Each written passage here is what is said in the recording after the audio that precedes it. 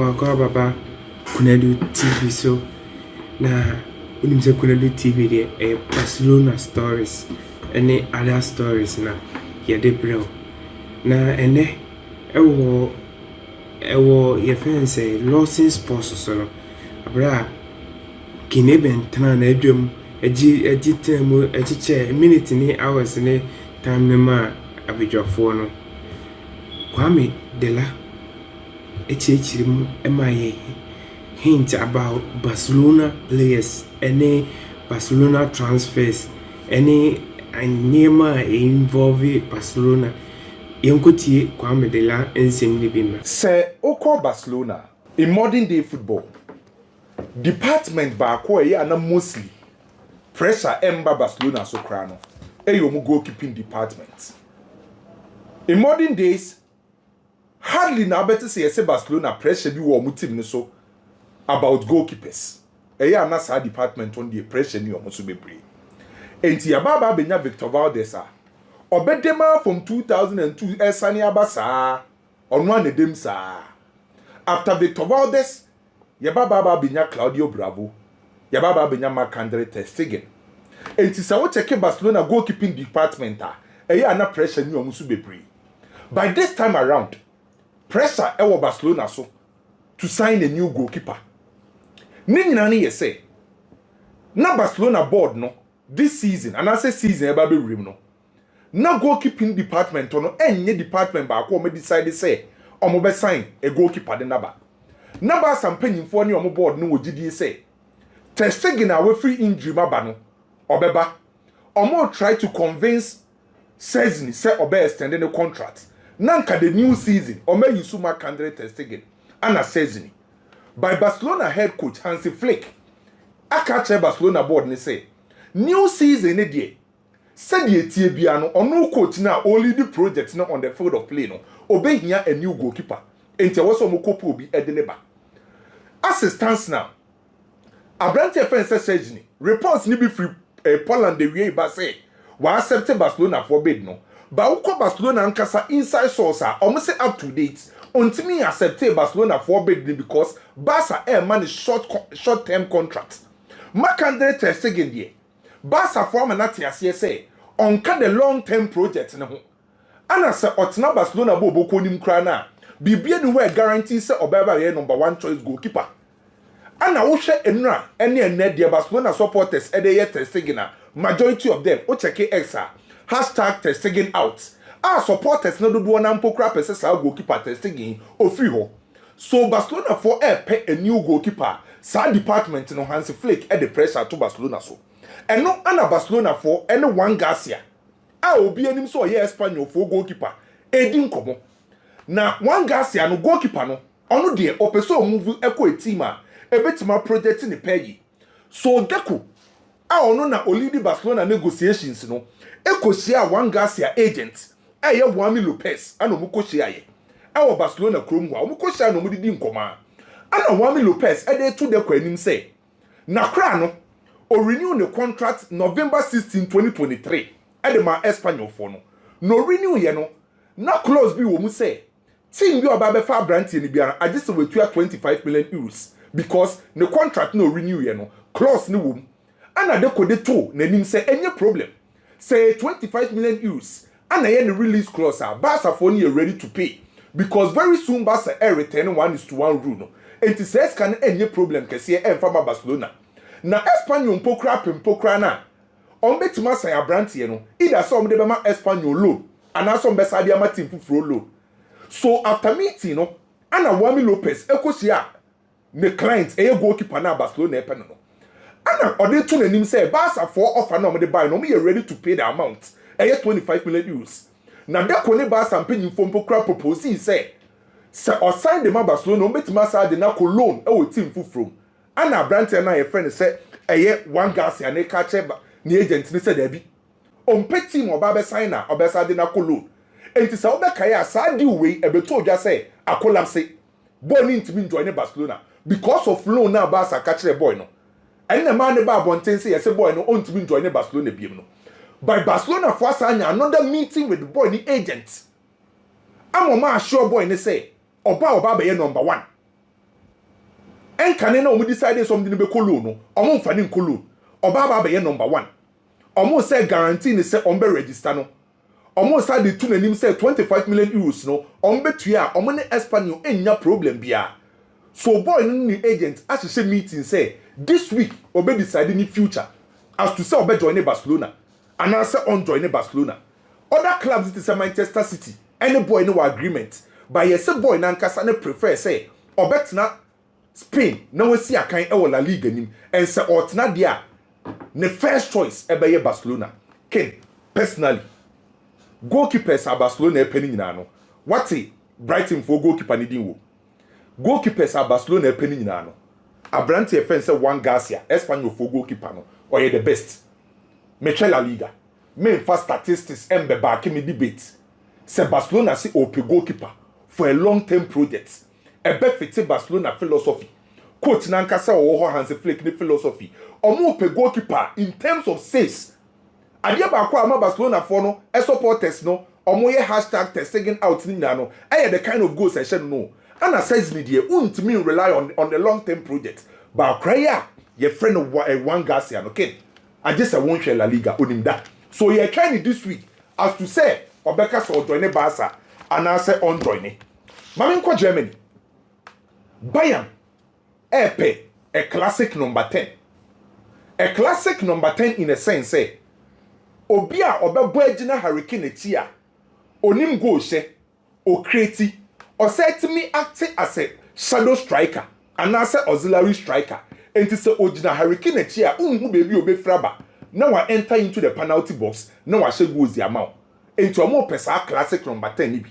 That's the reason why no many address say omo pe Liverpool na preference Florent Fitz as say na kra ne ko Liverpool bobuku ni na Bayern for ne de omo say omo budget for sa classic number 10 no 100 million euros enti so wo hwe Florent Fitz do no omo say omo nko above 100 million euros into ho anu mugina sa number 10 rule no budget o metwa to no 100 million na ma member of breaking the area ewie ye be ra studio Barcelona are rejected offer from Bayern for Fermin Lopez. Ewie ya Bayern at the 60 million euros echo Barcelona so here for Fermin Lopez.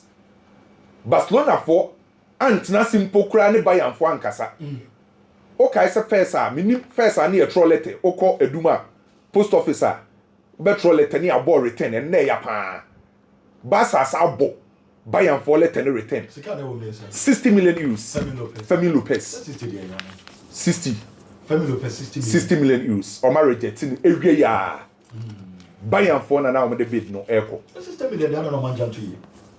Barcelona for the almost say Fermin Fermin Lopez was a very good player but me when say Barca is squad player now. Yeah.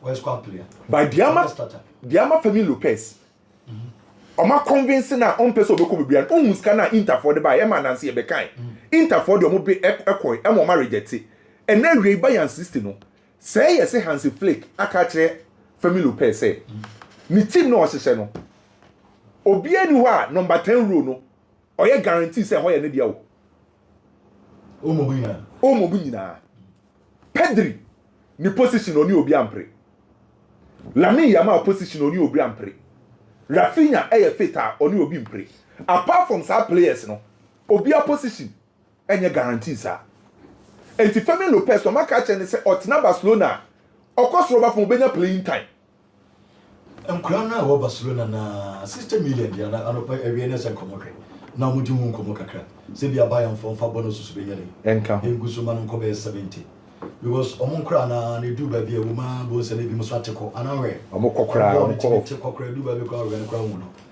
Ansu Fati ne ka se be 120 kura ba na moda omandi ene mo na ko 20 million but so mo yeska but important player key key player and only the reason why I met Hansi Flick as no Hansi Flick will players bia Eric Garcia Inigo Martinez sa players no and found one amount of eba obedina say momentum because omo very key to ono ankasa coach no emu ye den a o introduce sa players no so Bayern 60 million euros omo dia kwa awie ya for Fermin Lopez o ma reject Mami Quality Juventus me di nkomo wo ho ache On say Jay-Z.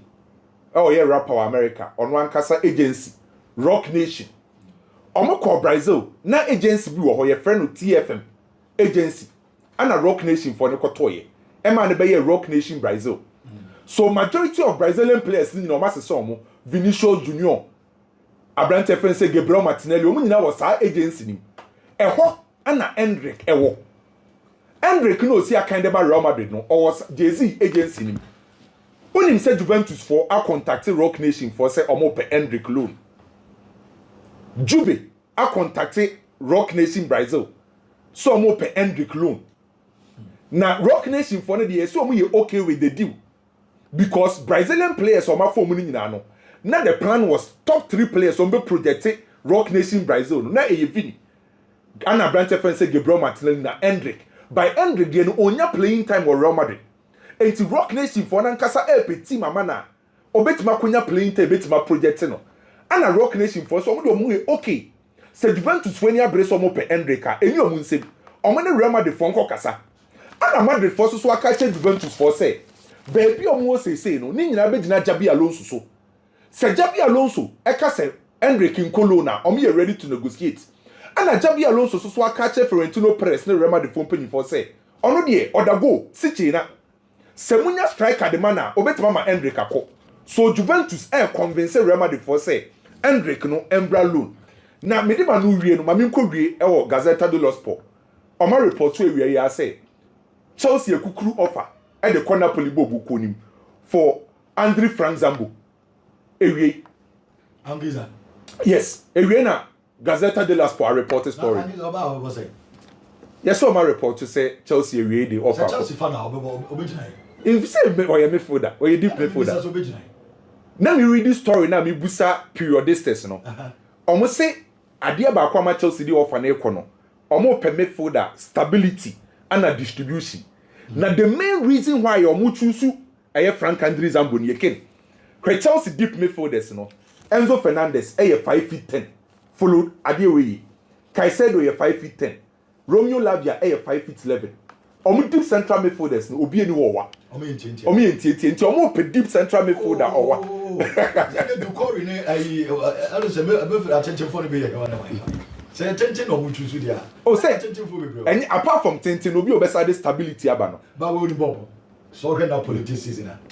But maybe since Chelsea with that need honor.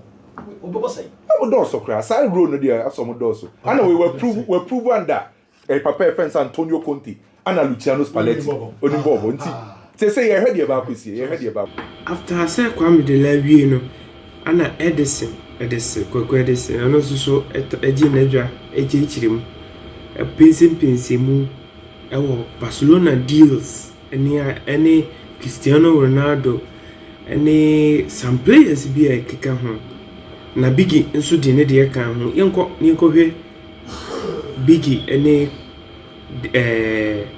Edison a submission ewo Lawson Sports so ene camera say yamon komo na fe yeni komo yipa mame ensha say fi Barcelona maybe yet Barcelona discussions 1 or 2 but Barcelona phone a letter from Girona again it's about Romeo ma returning the back I'm so we alone no dey on players abroad so monfa em say nipa bebrere fi man na return away Girona for say Romeo say alone no man side o ma dey abroad nti o ma Sunday Romeo abre Barcelona I'm actually letter say thank you na Romeo dey say o ban dey obi are fi no but it is what it is we will turn up in 1 million one day obenya I'm on for refi no but it is what it is Testagen issue no a very serious issue.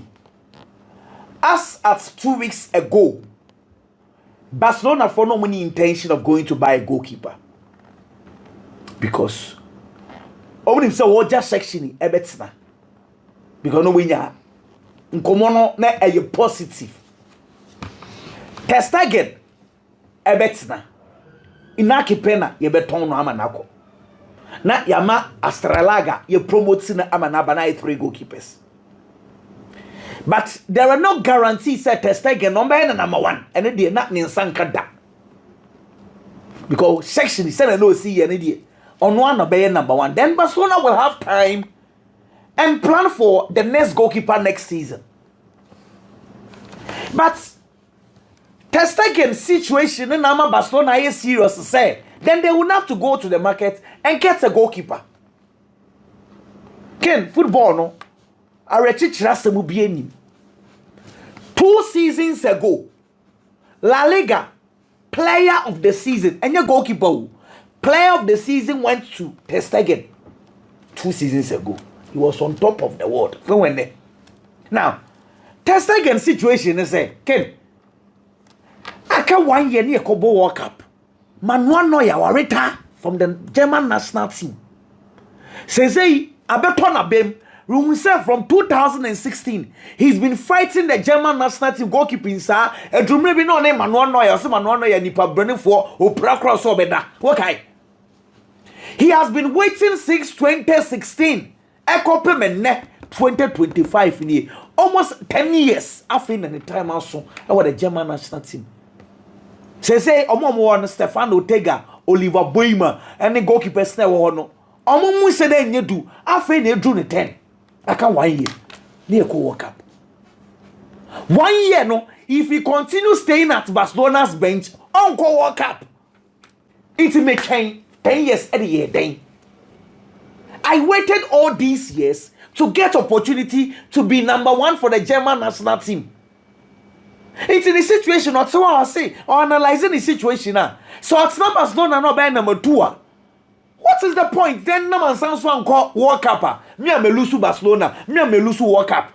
It is idea. Make me number 1 or I leave. This is the perspective of Ter Stegen situation. It's a common. If you understand how boy no esi junior, you would also understand and appreciate in Yamana Orkano. The German national team is very important to him at this stage. Say Barcelona cannot guarantee him the number 1 position any day. Hardly will he be. And now, say in a double situation, I wanna say, Ken, Ter Stegen, him for no awkward CCA. Me no can say office minya who's office papa bia ba Ter Stegen akwemu. Ebia ochina ana ewie ya na bi beba dia Yakopon ko anedim. Inti Barcelona will have to let him go. And they do kika kone die. As a Sophie club with Moko. Now, so bekwa. I was Barcelona part the replacement. And Richie. Na Barcelona for didn't come about Juan Garcia, Espanyol goalkeeper. No. The initial thought was that young Cotton on them. Near Fanon loan. And no nama Valencia for Bar say, ya Tom Mandas really call Liverpool there. Ya bepe the loan. Rebetis also came. But clearly, Sir Juan Garcia, he's the future of the Spanish national team goalkeeper. It's also so open World Cup abo. And again, put asterisks on every transfer. As they say, and now Copim say about World Cup. The player be taking decision now. World Cup will play a major role. Aquadano, Oda Spain for under 23. Ano krano one anu tennis and a check goalkeeping nida. Open World Cup ako. I'm also name of one kasa. Oh yeah, interview boy do feel Barca. I'm so no Barca no one person. Number 1 person. But you see the problem is open number 1 aye. Number 1 and yeah. Say Sebastian Obeba open number 1. Oh good agent. Ni agent Andibara. Andibara ne manage Danny Obu. Andibara ne dekot eti say.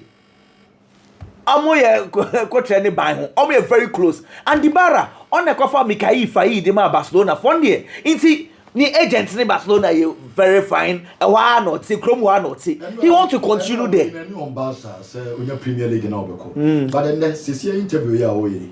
Was you open? Clearly open Barca. We open to open Barca. City for na empeso mo fa no.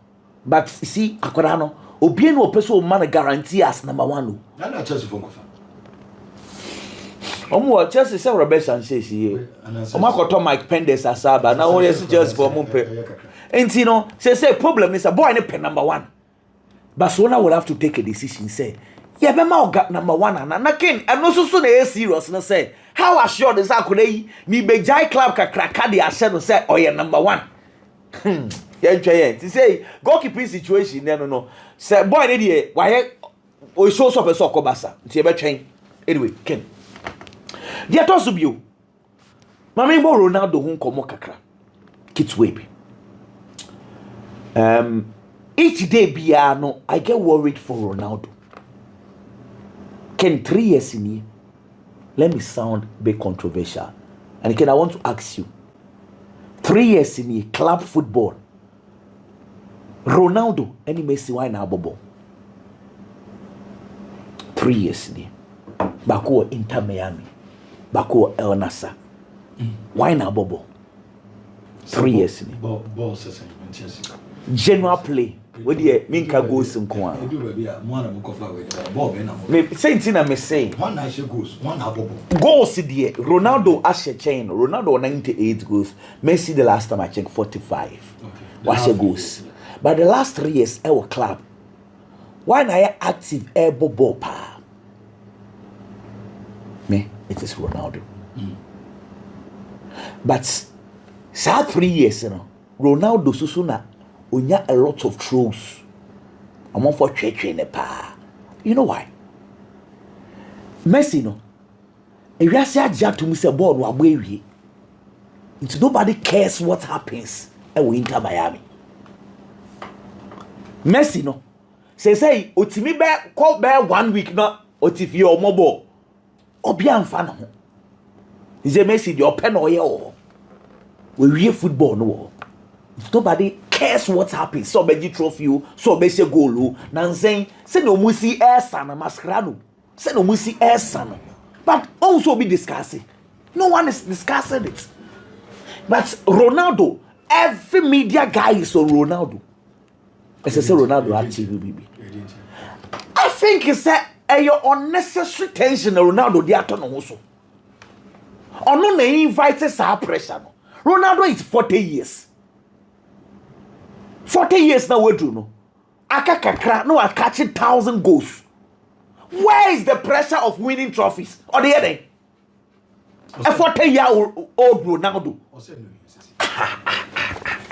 Ronaldo, pa. Oh, tell me, I'm not meeting here. Remember that one?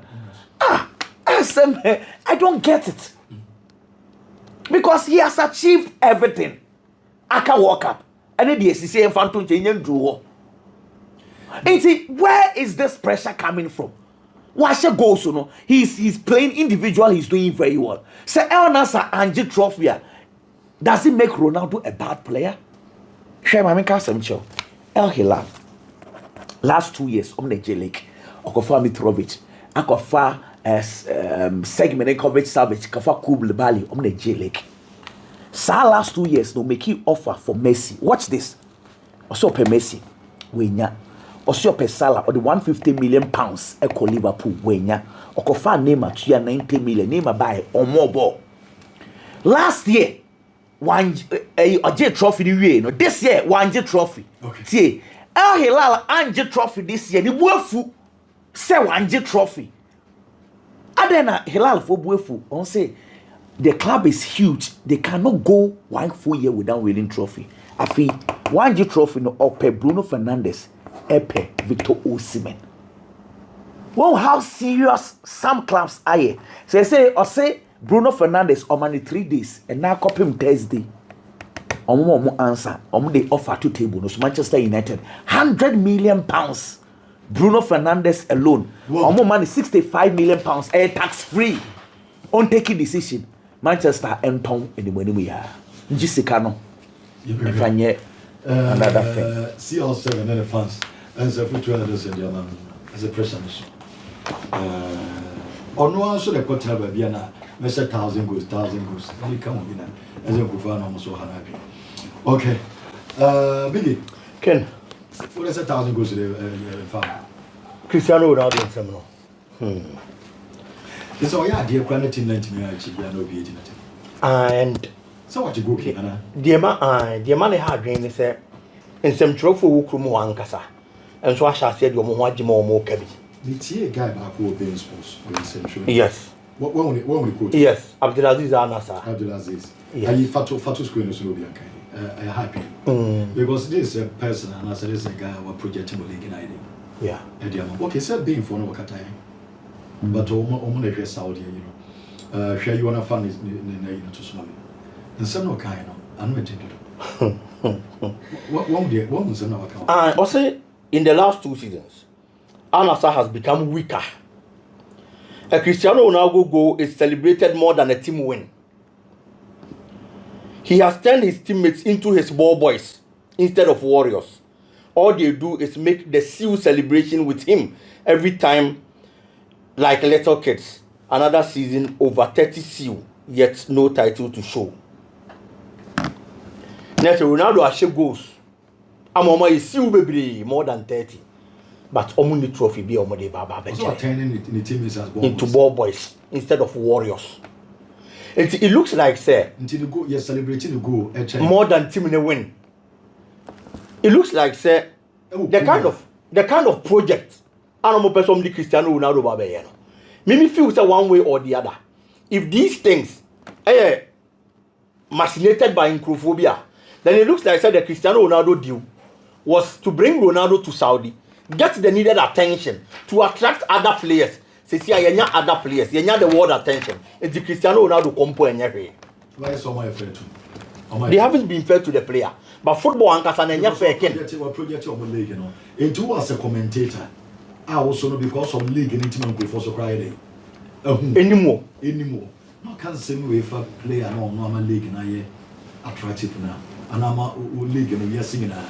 She said, "From your show, said Saudi League and go for money touching Turkey." Baby, I'm for France. France, a PhD. I'm for her pa.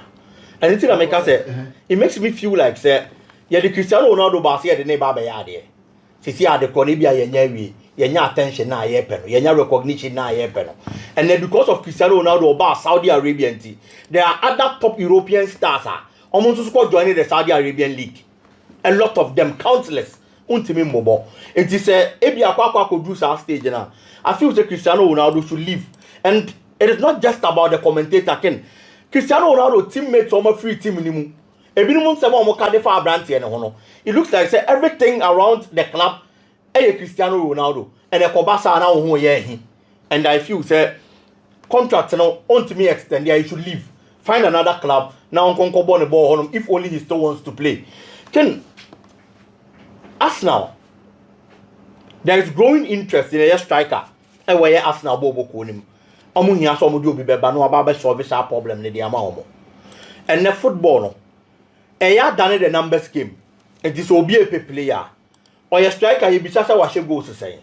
Or your offensive midfielder you be sa assist do awaye. So a defensive midfielder. You make us the tackles and the clearances. Any interceptions and so you're saying. Because football no, it's a start from just playing to become the numbers game. A lot of these forward players contribute goals to their clubs normally their successes no. It will become Mohamed Salah the number of goals for the Liverpool this particular season. Over other players, Osman Dembele contribution. Olympique Marseille, Eddie second in the French league. All this second no, the number of goals are Mason Greenwood, Eddie Maxim no. We are talking about Atlanta today. One of the players from Atlanta, baby, Italian Serie A log and so. I qualify for Champions League, Matteo Retegui. Based on the numbers, how they man a club. It is a fast striker. One thing you have to look at are your numbers. And I feel that for the Arsenal situation, I check put too much. The growing interest in a striker friend is Victor Gyökeres. Can Abraham say he's a quality striker? On my numbers consistently. Since the attention never so. On disappointing year. Last season, none of the numbers are good. Obo a games 33 and or share 29 goals no matter 10 assists. It's 39 goal contribution. From a year 33 games, it will league in. From there, you read this season, Muno. Among for us, last season performance now will dine, you know. Are you going to do same? Who will improve on that? And I say, Betiako. You read this season, Muno. He has played 33 games again. Watch 39 goals this season. It will league in. Or the 10 Akahun from the share last season, no. And our assist 7 times. In 2 seasons, about 66 matches. and the Diama Sporting Lisbon. Was 68 goals and I assisted 17 times. In the 66 games, direct goal contributions, Maku 85. It is a such a striker. Numbers need to say he's a good player of the season where I last season, last 2 seasons, in fact, even last 3 seasons, Menumi Anubaja to say Arsenal's biggest problem has been the number 9 department. Can this season, Arsenal top scorers, top 5 scorers, Kai Havertz na that's rule league ni Moshe 9. Trossard any this second, Oche 8. Player friend is Martinelli, Eshe 8. Merino Eshe 7. And after Bukayo Saka and so Eshe 6. Top 5 scorers for Arsenal no Oka goals to Boma. They scored 38 goals. Top 5 scorers for Arsenal. Oka goals to Boma. They scored 38 goals. One player Ashe 39er. Mijini say o de never beka Arsenal team de one. E 2 different leagues. That is very true. But at least numbers na wo baby almost say ano. And na obegina so. Na dia dance say he's a good player. And to be here so beba no beboa. Arsenal then stepping up the chase because the biggest problem for them for the past 3 seasons has been their striking department. No more Fabrante friend say Victor Gyökeres Emra. No more me gina ni mo no nya adwuma emfama omo. Ken oko Italy. For the first time, Ebiana coach a friend Gianpiero Gasperani every Atlanta Bobo Konim. There is growing reports about Italy. Se papa ni beso free Bobo Konim because he feels all but team dim first 9 years ago, not team ni Niska. It is a meba ba beboa. Mo fa players or more form. And I say fa players or more form. Ni atete omo to make them big players. Ni a tombi enyamfa so. Ni a bibin to so about team ni a pair respectable position in league log the top. Like the Liverpool situation about no more Jurgen Klopp. Almost share Jurgen Klopp. A Juma na wa ye Borussia Dortmund with limited resources. Any players omunye known because at that time na Liverpool sika sem wo form kakra. E di yankon fa manager o tesa na yemfa ne mra. Ye manage kakra bi obetimi afa players omo wo form. No system na mo ma big players. Na fe ye de o ma botim ni enya resource aye hwehwe. Enya ma gina ni enya sika ni achase ato akase de ama no. And Omokofa Papa ne buy. And Yamajina, you know, they started buying big players for him, almost spending on Van Dijk. And a host of other players are no more big normal balls through and in the buy. But Gasperani feels say, on only situation there has been different. For the past 9 seasons, said your buy our chassis, no more low, no much any higher. And one Omuguso or more yasa permanent. But season be an ken, almost unqualified Champions League. Season Biano, almost expected to obey trophies. Season Biano, almost expected to only Inter Milan num, only Juventus num, only AC Milan num, almost spend the Acacia never competing with league.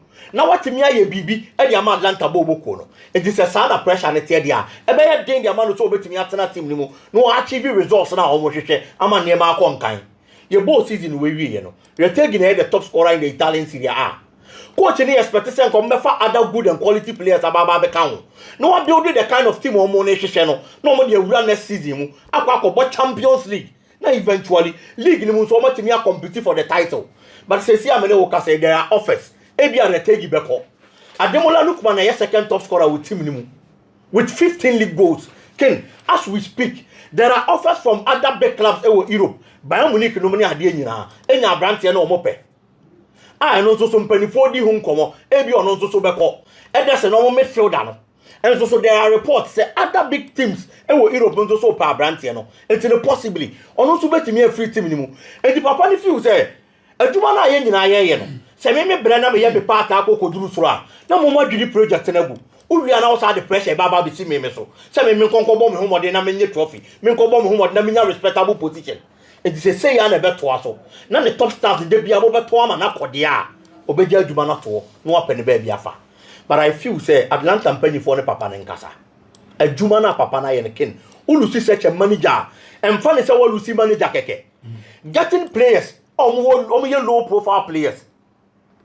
Ubenya bebre. But when you bebre ni ria to groom them to become big players. Me no me no ba dia tum say Ademola Lookman wo EP omo. Na nya say na the level na the performance there. The man has added a lot to the players are offer. It is a ujane man ko. Now I say he's a manager keke obepe for fraba. Ebia na wa ntimi anya de ono no betimi afa low profile players. No go mo to big players. Eto mo nwene hu mienu. No mo ne papa ni nkomo na possibly. De ohia so mbe ya ma na obetena no. On team